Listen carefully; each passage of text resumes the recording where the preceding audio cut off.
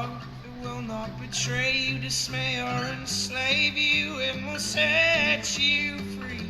Be more like the man you were made to be. There is a design and alignment, a cry of my heart to see the beauty of love